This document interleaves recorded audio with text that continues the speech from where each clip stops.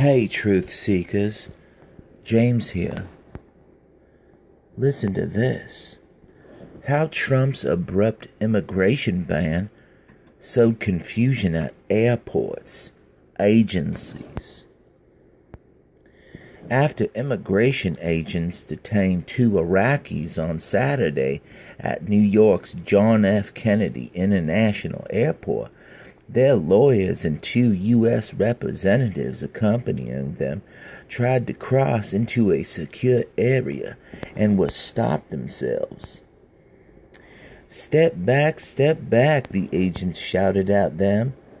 A few minutes later, Hadi Nassour, Chief of Passenger Operations for U.S. Customs and Border Protection at the airport, was called over.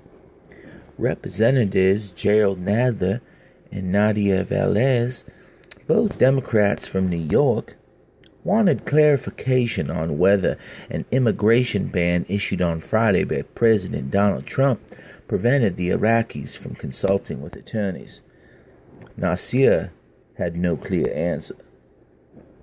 We are as much in the dark as everyone else, said the border protection official at one of the largest U.S. airports. The tense exchange, witnessed by Reuters, was representative of the confusion at airports across the United States and other overseas after Trump abruptly halted immigration from 7 majority Muslim countries and temporarily put a stop to the entry of refugees. Throughout much of Saturday, government officials and security workers were left to guess who from those countries could enter the United States legally and who could not. The day ended with a federal judge issuing an emergency stay that temporarily allowed stranded travelers with valid visas to remain in the United States.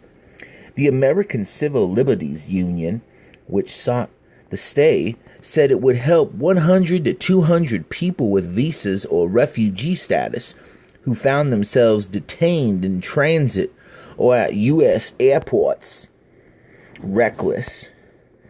Early on Saturday, the Trump administration said it would have been reckless to brief government agencies and airports more broadly in advance of launching the security measures, which it says are aimed at preventing attacks from foreign groups. But career officials in the Homeland Security and State Departments told Reuters the administration failed to appreciate the complexity of enforcing the order consistently or the need to prepare agencies and airlines. Affected travelers had varying experiences at different airports, according to nearly 200 accounts gathered by the American Immigration Lawyers Association.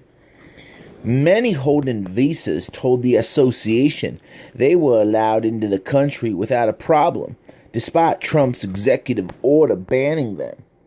But some lawful permanent residents, those with so-called green cards, were turned away despite guidance to airlines from the CBP that they should be allowed to travel. At about 10 p.m. on Friday in Seattle, some 8 hours after Trump signed the executive order, an Iranian with dual Canadian citizenship from Vancouver was sent back to Canada. The traveler reported to AILA.a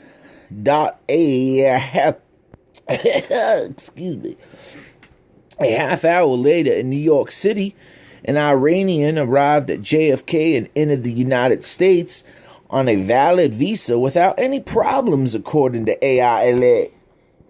A senior administration official said Trump's order, aimed at citizens of Iran, Iraq, Syria, Libya, Somalia, Sudan, and Yemen, needed to be implemented urgently to protect Americans. There's a very strong nexus between our immigration and visa programs and terrorist plot and extremist networks inside the United States, the official told reporters in the briefing. It would be reckless and irresponsible to broadcast the entire world the exact security measures you're going to take.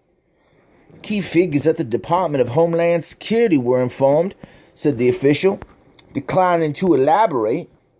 I'm not at liberty to reveal exactly who was briefed and who wasn't briefed, but everyone that needed to be briefed was briefed. Out of the loop.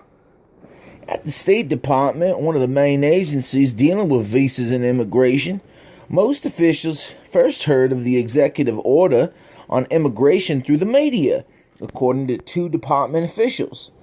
While some officers were aware an executive order was coming, there was no official communication or consultation from the White House, they said. Was there any interagency coordination or consultation?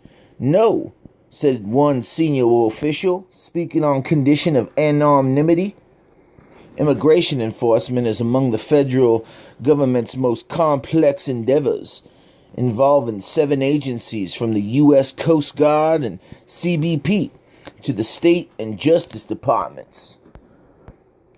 2 senior officials in the Department of Homeland Security said on Saturday that they had not heard of any officials in the relevant agencies or the congressional committees and subcommittees that oversee them, who had been consulted by anyone who helped draft the president's order.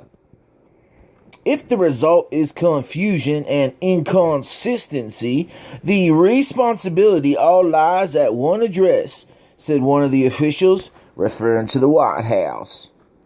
The official, like others, requested anonymity to discuss Trump's order. Another Homeland Security official told Reuters that the White House worked on executive orders with limited department participation. It had been a challenge, but folks are working through it, said the official. Chaos at the airports.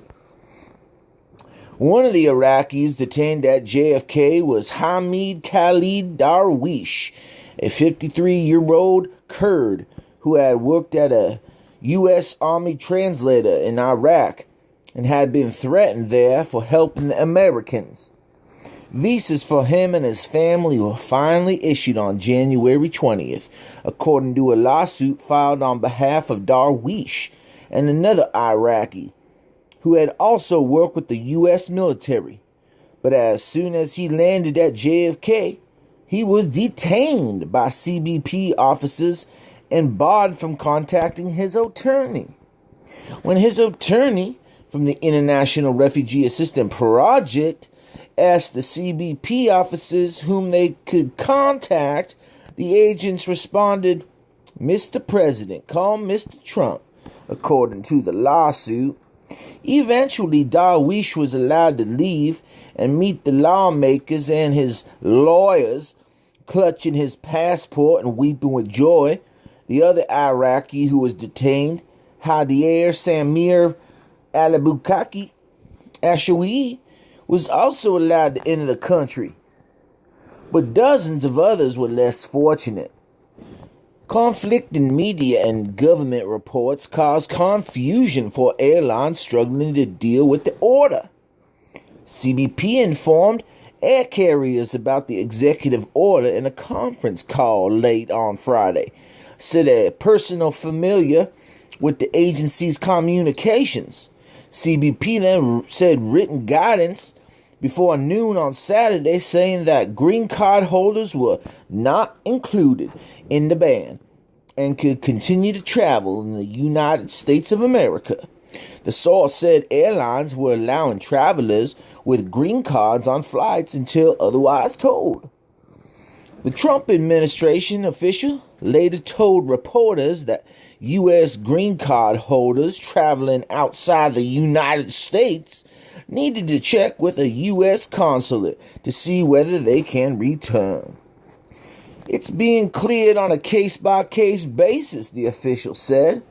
The green card issue has left immigration attorneys confused about how to advise their clients.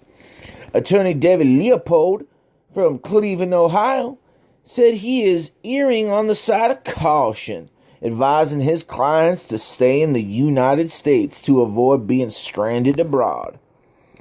That can create some antagonizing dilemmas. A Syrian doctor who was dying, a Syrian doctor who has a dying mother in Europe cannot go visit her, not knowing that he will be able to get back in the United States of America, Leopold said. Well. That was a long-winded article. This has been James from the Research Revolution. I'm out of here.